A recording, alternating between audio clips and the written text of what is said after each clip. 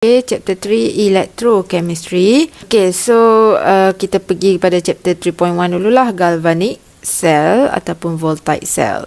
Okay, so our learning outcome yang saya akan cover dalam video ni, you should be able to describe the operation of voltaic cell or galvanic cell. That means kalau saya sebut galvanic cell, so macam mana cara dia operate, then you have to be able to tell me lah apa cara, macam mana dia operate. Okay, and then state the function of salt bridge. Okay, so dalam galvanic cell ada salt bridge, so you should know apa function dia. Okay, operation of galvanic cell. Okay, tadi kalau kita ingat learning outcome, you should be able to explain apa terjadi dalam ni kan. Dalam electrolyte ni, elektrod ni apa jadi, kenapa elektrod ni macam ni, kenapa elektrod ni at the end jadi macam ni, kenapa ada salt bridge, apa function dia. Okay, so semua tu kita kena boleh explain. Okay, so nak explain yang ni, ini diagram yang lengkap lah. So, kita tengok the next page. So, operation of galvanic cell. Okay, so saya start ni saya ada yang kuning-kuning ni, dia punya guideline dia lah. Okay, alright, so this is the galvanic cell. Okay, saya punya beaker on the left hand side adalah zinc nitrate solution. Okay, so this is my electrolyte. Okay, and my electrode here is zinc. Okay, and then copper electrode on the right hand side, and electrolyte saya adalah copper sulfate solution. So as you can see, for galvanic cell there ada two different solution, two different electrolyte. Okay, and ada two different electrode. Okay, alright, and then tengah-tengah ni, ini adalah salt bridge. Okay, alright, and then ada voltmeter. Okay, so how to choose which electrode is anode or cathode? Okay, so in exam, usually dia tak cakap which one anode, which one cathode. So it is up to you to choose which one is anode or cathode. Tapi bukan boleh pilih ikut sedap hati, perasaan kamu tak boleh. Okay, so dia ada cara dia. Okay, tips dia adalah from the value of standard reduction potential. Ingat lagi? Okay, standard reduction potential ataupun standard electrode potential awal-awal yang kita belajar definition tadi tu. Okay, ataupun ringkasan dia SRP lah. Okay, from the SRP value given ataupun E naught given, kan nilai E naught kita banyak-banyak tadi, dia akan bagi kita nilai E naught. Daripada nilai E naught tu, kamu boleh determine anode or cathode. Macam mana nak determine? Tadi kan kita dah tahu E naught more positive tadi apa? More positive shows that it prefers to undergo reduction. Kenapa pula? Kalau lupa ingat balik. More positive maksudnya ability to attract electron toward itself tinggi. So dia kuat tarik elektron toward itself. Kuat tu tarik elektron tu maksudnya dia gain elektron. Gain elektron maksudnya itu adalah ciri-ciri reduction. Okay, and then kita belajar, kan kita hafal tadi red cat lah and ox lah. Okay, reduction berlaku di cathode kan, red cat kan. Okay, so occur at cathode. So maksudnya dekat sini, nilai more positive E naught, dia prefer undergo reduction, dan reduction berlaku di cathode. So maksudnya kamu tengoklah, kalau dia bagi E naught yang lebih positif tu, itu adalah cathode. Okay, tapi kalau E naught kamu more negatif, dia akan undergo oxidation, dan oxidation berlaku di anode, anodes kan. So kalau yang more negatif ataupun less positif nilai E naught tu, maksudnya dia adalah anode. Okay, so kita boleh tengok sini. Okay, so this is the standard reduction potential for copper, while this is the standard reduction potential for zinc. So as you can see, E naught for copper positif 0.34, E naught for zinc negatif 0.76. So yang mana lebih positif? So yang lebih positif atas ni lah. Okay, so ini more positif. Okay, lepas tu kita belajar tadi, baru je tadi, more positif maksudnya cathode. Okay, so dia adalah cathode. Okay, so ini adalah more negatif. More negatif maksudnya anode. Okay, alright, so that's why we can conclude that anode adalah zinc. Okay, cathode adalah copper. Betul lah. Okay, alright, so itu cara untuk kita pilih which one anode, which one cathode. Sebab tu saya cakap tadi, kamu kena faham what is value E naught. Sebab once kamu faham value E naught more positif maksudnya reduction. Reduction maksudnya berlaku dekat mana? Cathode. So E naught more positif adalah cathode. Okay, please remember that. Alright, so settle how to choose anode or cathode, done. Next, kita tengok reaction that occur at anode and cathode. So now we already know which one anode, which one cathode. So kita dah tahu yang sebelah ini. Okay, so kalau kita nak colorkan dia. Okay, so this one. Okay, so ini adalah anode, while the other side adalah cathode. Okay, alright. So what happened at anode? Okay, tadi kita cakap kamu kan kalau dalam learning outcome tadi you should be able to write your half equation kan. Okay, so macam mana nak tulis half equation ni? Okay, ingat anode berlakunya oxidation tadi. Okay, so oxidation maksudnya oxidation number tu bertambah. So kalau dekat sini kita tengok kita punya anode ada zinc electrode which is zinc solid. Kita ada zinc ion juga dalam ni. Okay, macam mana kita tahu dalam ni ada zinc ion? Sebab dalam ni lah zinc nitrate ni consist of zinc 2+ dengan NO3 negatif. Okay, so dapatlah zinc nitrate. Okay, so kiranya kita ada zinc 2+. So this zinc, okay, zinc solid akan teroxidize jadi zinc 2+ plus 2E. Okay, so equation ni macam mana kita tahu? Kita tahulah sebab dia oxidation kan. Oxidation number from 0 pergi ke +2. Dia meningkat lah in this case. Okay.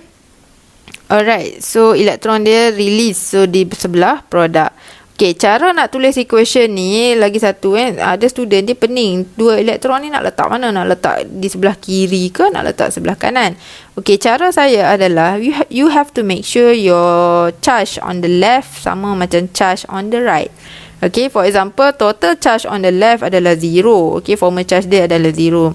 Tapi kalau sebelah kanan total charge dia, total saya cakap, okay, positif 2 dengan 2 elektron. Elektron charge negatif. So ibarat kamu tambah dengan negatif 2. So positif 2 plus negatif 2 equal to 0 lah. So charge sebelah kiri 0, charge sebelah kanan 0. So nak letak mana elektron? Letak di sebelah yang akan menyebabkan charge dia sama. Kalau kamu letak di sebelah kiri, okay, contohlah. Zinc solid plus 2E dapat zinc 2 plus aqueous. Okay, so this one 0. Ini charge negatif 2, ini positif 2. So overall kamu nanti sebelah kiri negatif 2, sebelah kanan positif 2. Adakah sama charge dia? Tak sama. Okay, so that's mean your equation tu salah. Okay, alright, so tak boleh. Okay, so kena pandai lah nak buat equation tu. Saya ajar yang ni sebab saya tahu ada yang problem. Okay, kalau ada yang problem this one, kamu boleh cuba study sendiri dulu. Tanya kawan, tak dapat, you can come and ask me. Okay, right, sebab this is important later on. Okay, next, kita nak tengok reaction yang berlaku dekat anode and cathode. First thing, kena boleh buat equation. Sebab dari equation tu, baru kita boleh interpret apa sebenarnya yang terjadi dekat anode ni. Okay, so from this equation, kita nampak zinc solid jadi zinc ion aqueous. So, maksudnya, zinc solid ni bertukar jadi zinc ion. Zinc ion maksudnya dia akan jadi dalam solution ni lah, dalam ni. Okay, so, oxidation occur at anode. Yes, kita tahu sebab anodes tadi. Okay, and zinc atom release electron to form zinc 2+ ion. Yes lah, sebab oxidation kan. So zinc atom ni dia akan release electron dan jadi zinc 2+ ion.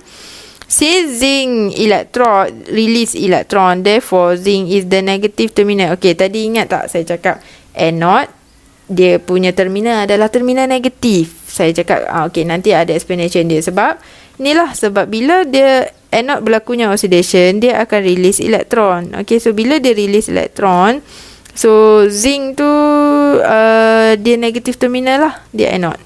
Okay, alright. And then zinc atom tukar jadi zinc 2+ ion. Itu equation yang kita dapat interpret lah, daripada atom tukar jadi ion. So what happen here adalah kamu boleh bayangkan zinc metal ni dissolve. Dissolve tu maksudnya zinc ni mula-mula asal nice je macam ni kan. So mungkin after that dia akan terhakis dah, dia macam tu. Okay, so maksudnya mana lagi separuh lagi. So dia dah tukar zinc solid tadi dah jadi zinc ion. Okay, so zinc dissolve. Okay, so itu yang berlaku di anode. So observation kita adalah, observation is something that you can see. Okay, yang kita nampak. Kita nampaklah ada zinc electrode become thinner. Okay, kita nampaklah zinc electrode tadi petak elok je, tapi sekarang dah jadi nipis. Okay, so become thinner. Okay, alright. So that is what happened at anode. Okay, so next we want to see what happened at cathode. Okay, sama juga. In order to see apa yang terjadi dekat cathode, kita kena buat equation reduction. Okay, so dalam ni kita ada copper 2 plus ion. Okay, macam mana saya tahu ada copper 2 plus ion? Sebab dalam ni lah copper sulfate kan. SO4 tu negatif dengan copper solid. Copper solid adalah elektrod tu lah. Okay, kalau reduction maksudnya dia copper ion ni akan jadi copper solid lah. Okay, so from half equation, okay, kita tengok electron move through the wire to the copper electrode. Okay, tiba-tiba datang electron move kan. Okay, electron move ni, ingat tak tadi kita kata dekat anode, zinc atom ni release elektron. Okay, so elektron yang di-release oleh zinc ni di-transfer kepada copper. So this copper electron move through the wire to the copper electrode. Okay, electron move to the wire to the copper electrode. So copper electrode receive electron. Okay, so since copper electrode receive electron, dia adalah positive terminal. Okay, so kiranya cathode adalah positive terminal. Okay, and then copper 2 plus ion in copper sulfate solution accept the electron to form copper atom. Kiranya elektron yang diterima tadi, okay, dia hantar elektron kan. So elektron. Copper Cu2 plus tu akan terima elektron.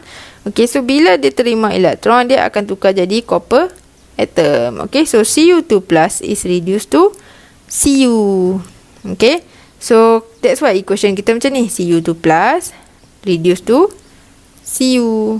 Okay, so Cu2 plus ini charge dia positif 2, ini negatif 2, ini 0. Okay, so positif 2 plus negatif 2 equal to 0. 0 equal to 0, so balance. Okay, alright, so from this equation, dua elektron ni Cu2 plus terima, then Cu2 plus ni tukar jadi Cu solid. Okay, so kamu boleh bayang lah, ion yang di dalam ni, ion Cu2 plus dalam ni dah berkurang dan dia bertukar menjadi Cu solid. So bila dia bertukar jadi Cu solid, dia akan orang panggil apa, deposited tu maksudnya dia akan melekat pada copper electrode tu. So kamu boleh bayangkan, kalau tadi this copper ni jadi, zinc tu jadi nipis, but now this copper akan jadi makin tebal.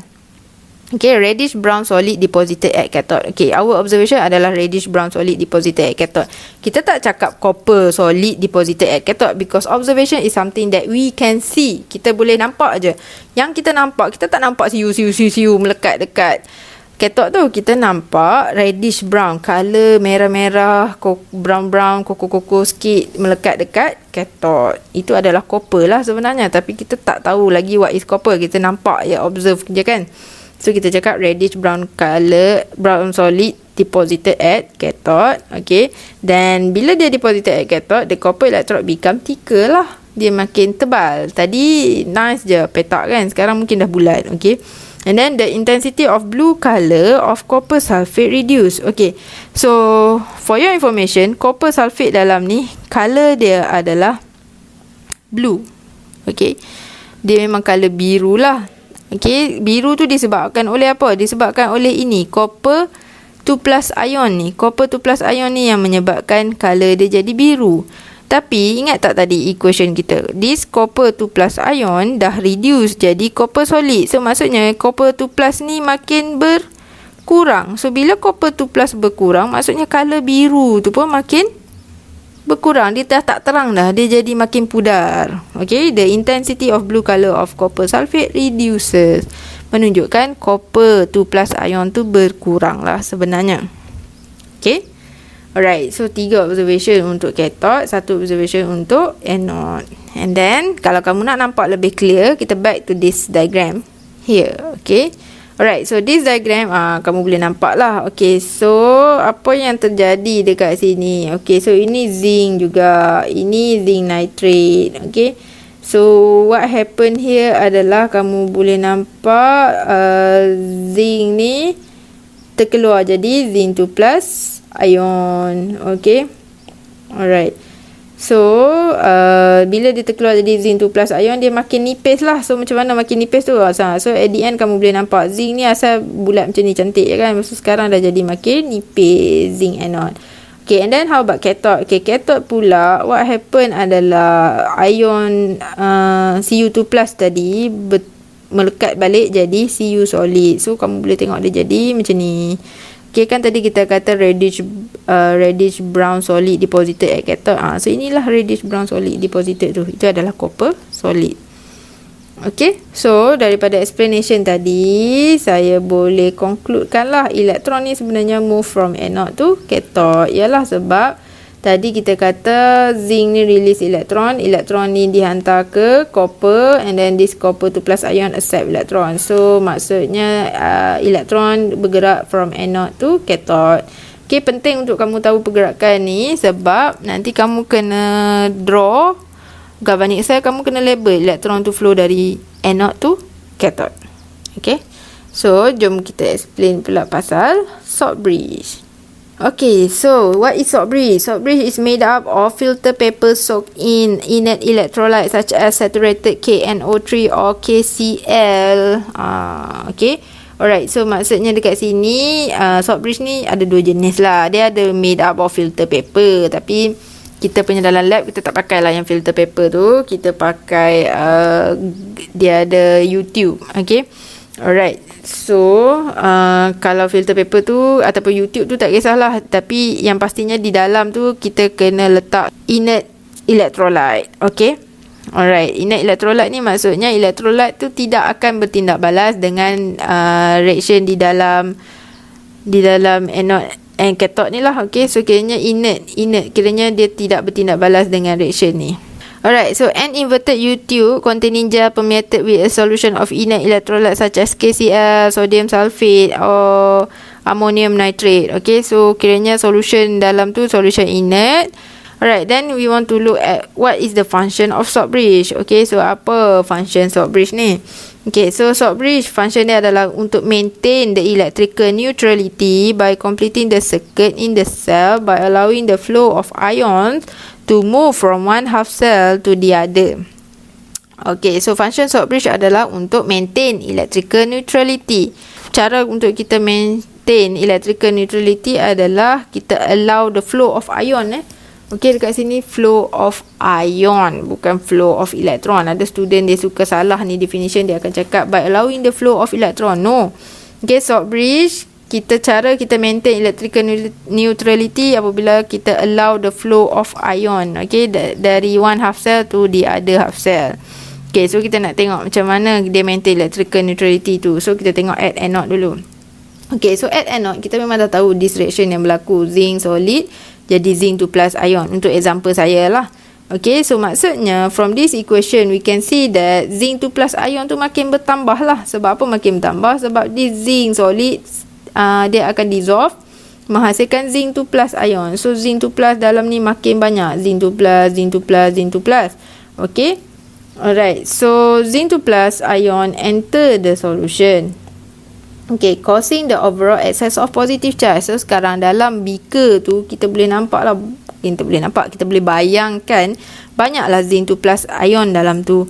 So bila zinc 2 plus ion banyak dalam ni, okay, so dia jadi tak seimbang dah lah. Sebab awal-awal tadi kita ada zinc 2 plus, kita ada NO3 minus, so sama banyak je lah. Okay, tapi bila this zinc asyik tukar jadi zinc 2 plus ion, so maksudnya zinc 2 plus sekarang dah terlalu banyak. NO3 minus dalam ni maintain je lah, sama je. So charge dia dah tak balance sekarang. So zinc 2 plus charge positif terlalu banyak, charge negatif sikit. Okay, so itu menyebabkan dia cakap dekat sini causing an overall excess of positive charge. Positive charge zinc 2 plus tu terlalu banyak, excess dah. Okay, so how to balance balik? Kan tadi kita kata function salt bridge adalah untuk maintain electrical neutrality. So macam mana nak neutralkan balik? Nak neutralkan balik, Cl minus from the salt bridge move into the zinc half cell. Okay, so since kita tengoklah kita punya salt bridge ni made up of apa? Macam this salt bridge is made up from KCl. Okay, so kita ada ion K plus, kita ada ion Cl minus. Okay, so ion mana yang akan flow ke dalam beaker yang zinc ni? Okay, since dalam ni zinc ni dah banyak zinc 2 plus ion, that means zinc yang bercharge positif, banyak charge positif. So ion yang akan flow ke dalam electrolyte ni adalah ion negatif, which is Cl minus. Sebab ialah, so sekarang zinc 2 plus banyak, NO3 minus maintain. So bila kita tambah Cl minus, so dia akan boleh neutralize balik zinc 2 plus tu. Okay, so Cl minus from the salt bridge move into the zinc half cell. So electrical neutrality is maintained. Okay, so ingat so macam mana, kenapa Cl minus turun? Sebab Cl minus nak neutralkan Zn 2 plus yang bercharge positif. Itu je, ingat dia. Okay, and the next one, at cathode pula. Okay, cathode, what happen adalah Cu2 plus bertukar jadi Cu solid. Okay, so maksudnya kamu boleh bayangkan dalam solution ni mula-mula ada Cu2 plus. Okay, so dalam solution ni mula-mula ada Cu2 plus, ada SO4 tu negatif. Tapi Cu2 plus ni asyik berkurang. Okay, sebab apa dia berkurang? Sebab Cu2 plus tadi dah bertukar jadi Cu solid kan. Okay, so kiranya sekarang Cu2 plus kurang, Cu solid bertambah. So maksudnya Cu2 plus dengan SO4 tu negatif, Cu2 plus berkurang, SO4 tu negatif maintain. So Cu2 plus leave the solution, causing an overall excess of negative charge. Kali ni negative charge pula yang terlebih. Yalah, sebab Cu2 plus berkurang, SO4 tu negatif maintain. So maksudnya SO4 tu negatif lah yang dominate sekarang. That means charge negatif yang dominate yang banyak. Okay, so dia tak balance dah charge dia. Negatif banyak, positif kurang. Okay, so ion yang akan flow ke dalam cathode punya half cell adalah K plus ion lah, ion positif. Okay, so K plus ion from the salt bridge move into the Cu half cell. Sebab apa K plus yang move? Sebab dia nak balancekan, dia nak neutralkan SO4 to negative tadi. Okay, so electrical neutrality is maintained. Okay, so how to choose ion apa yang nak flow ke dalam half cell mana? Depend kepada keadaan half cell tu. Kalau dia tengah banyak negative charge, so ion positif yang akan flow. Kalau dia banyak positive charge, ion negatif yang akan flow. Okay, alright, so itu cara salt bridge berfungsi. And then next, what if there is no salt bridge? Kalau tak ada salt bridge, apa pula? Okay, so kita bayangkanlah if a cell is constructed without a salt bridge. Okay, one solution would quickly accumulate positive charge. Yalah, for example ini, kalau tak ada salt bridge, Zn2 plus ni akan banyak sangat dalam solution tu. Okay, while the other would accumulate negative charge. So kalau ini pula SO4 tu negatif ni akan banyak, Cu2 plus ni asyik berkurang. Okay, so this causes the reaction to stop. Okay, so dia akan menyebabkan reaction to stop. Okay, sebab the net increase in positive charge at anode and negative charge at cathode is not neutralized. Okay, kiranya kalau kita tak neutralizekan zinc 2 plus tadi yang makin bertambah dan SO4 tu negatif ni yang dominate, kita akan menyebabkan charge tu tak balance dan reaction tu akan stop. So that's mean without salt bridge, the reaction will stop. Okay, alright, then settle. Okay, so kalau saya minta kamu explain semua benda ni, start from macam mana kita nak pilih anode and cathode, and then reaction yang berlaku dekat anode and cathode, lepas tu apa function salt bridge, macam mana salt bridge tu berfungsi, kalau tak ada salt bridge what will happen. Kamu kena boleh explain benda-benda ni.